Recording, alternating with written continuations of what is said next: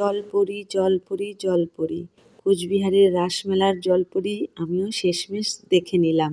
তো আমার তো ভীষণ ভালো লেগেছে। তোমরাও একটু আমার সঙ্গে থাকো, দেখো ছোট্ট মিনি ব্লগ করেছি জলপরির। তো তোমরাও সঙ্গে থাকো, সম্পূর্ণ ভিডিওটা দেখতে থাকো। তো সবাইকে আমার ছোট্ট মিনি ব্লগে অনেক অনেক স্বাগত।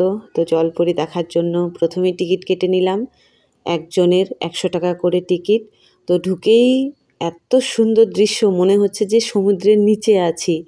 তো কোনোদিন তো সমুদ্রের নিচে এইভাবে যেতে পারবো না, দেখতে পারবো না। তো সেই স্বপ্নটাও পূরণ হয়ে গেছে। যাদের স্বপ্ন তারাও চলে আসো, দেখো। তো এখানে বিভিন্ন ধরনের মাছ দেখা যাচ্ছে। তো কত ধরনের যে সেটা তো আর গুনিনি। তো অনেক অনেক মাছ দেখেছি। তো বাচ্চারা তো খুব মজা করেছে। তো আমিও এখানে দেখে নিয়েছি অনেক অনেক, ওপরেও দেখা যাচ্ছে মাছ। তো এই জিনিসটা খুবই ভালো লেগেছে আমার, খুবই সুন্দর লেগেছে। তো আমি একটু ঢং করতে করতে ভেতরে চলে গেলাম। তো কিছুটা রাস্তা এইভাবেই যেতে হবে। তো খুবই ভালো লেগেছে, মানে খুব এক্সাইটেড ছিলাম কখন গিয়ে দেখতে পারবো জলপরি জলপরি জলপরি।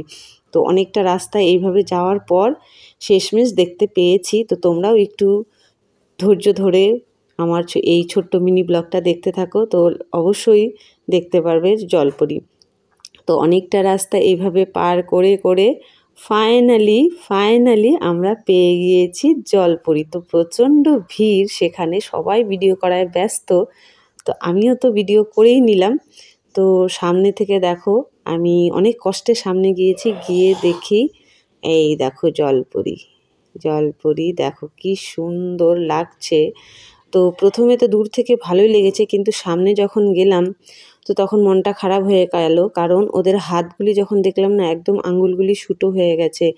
মানে জলে অনেকক্ষণ থাকতে হচ্ছে, কারণ দিনে তো করে না, কিন্তু সন্ধ্যের পর থেকেই তো নিশ্চয়ই ভিড় হয়ে যায়। আমরা তো মোটামুটি বেশি রাত হয়নি, এই 8টা মতন হবে তখন যখন এখানে ছিলাম।